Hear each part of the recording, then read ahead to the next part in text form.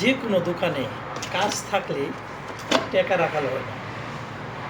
এটা বলে সত্যিকারের কথা। যদি কাজ থাকে যে আপনার কোনো সময় অভাব হবে না, আর কাজ না থাকলে তো অভাব হবেই।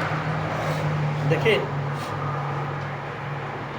আজকে মনে মনে ভাবছি যদি আল্লাহ তাআলা কাম কাজ দেয়, এই কাজটা অন্য দোকানে গেছে গা, ওই দোকান থেকে আগে ঠিক ঠিক করে লয়ে গেছি, তার বাদে আবার ওই দোকানওয়ালাই আমার কাছে ফিরে পাঠাইছি, তো ওখানে যা ওই ঠিক করে দিল। তো ওর ম্যাডামের মহিলা মানুষের মাতাব্য, তো ওই স্যার আবার টাকা চায়। কোন কেমন লাগে যে আমার নিকে কিছু রাখিস, দেখেন কি দুনিয়া, তার নিকে আবার কিছু রাখতে হবে।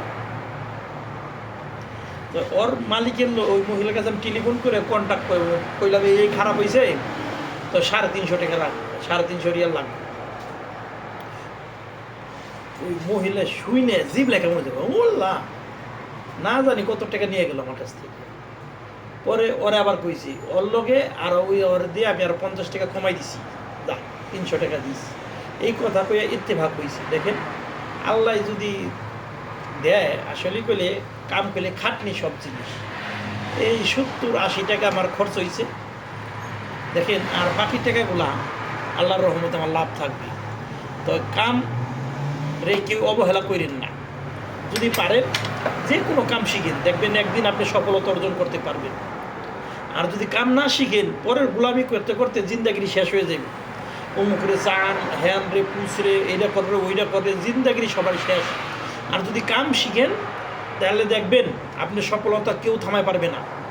আপনি যতই কষ্ট করেন, কিন্তু সফলতার মুখ একদিন একদিন দেখতে পারবেন। তার বাস্তব প্রমাণ আমি অনেক কষ্ট করেছি, কিন্তু এখন বলে সফলতার মুখ দেখতে পারতেছি। কেন জানেন? কাম শিখা জানার কারণে।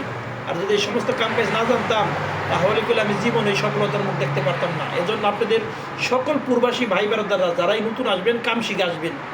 সকলের জন্য শুভকামনা থাকলো।